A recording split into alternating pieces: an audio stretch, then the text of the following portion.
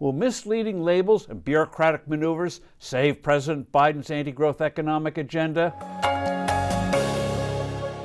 Hello, I'm Steve Forbes, and this is What's Ahead, where you get the insights you need to better navigate these turbulent times. Politicians have long been masterful in disguising or obscuring the true nature of their proposals. They have long resorted to euphemisms and outright false labeling to push agendas they knew did not have widespread popular support or arouse bitter opposition from adversely affected groups. Decades ago, for instance, tearing down poor but vibrant city neighborhoods that brimmed with community life was called urban renewal. Tall, sterile, antiseptic public housing projects were labeled acres in the sky. Pork-laden government spending bills are routinely described as investments. Two recent examples of this putting verbal lipstick on a pig are modern monetary theory and modern supply-side economics. Modern monetary theory, MMT, posits that governments can spend freely without worry about deficits, debts, taxes, and inflation.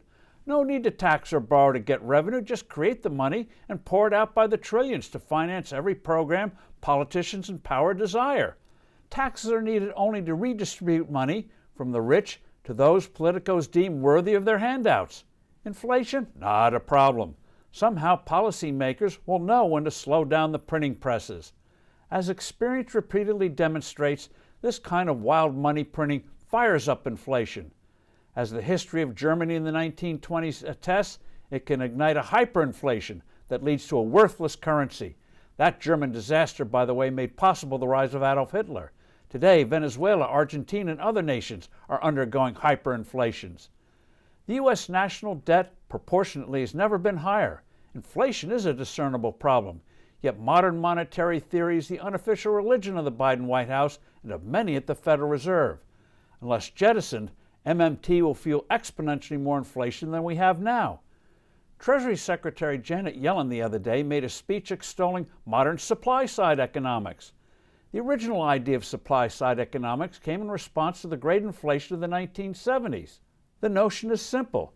To consume something, one must first create that something.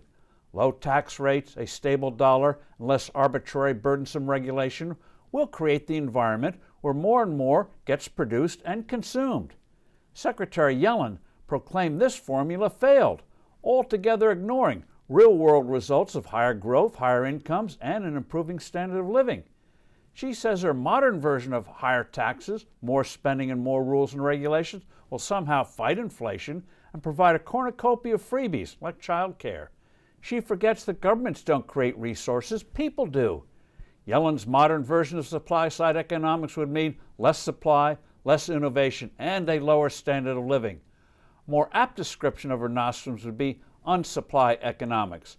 Conclusion: never judge a political proposal by its label. I'm Steve Forbes. Thanks for listening. Do send in your comments and suggestions. I look forward to being with you soon again.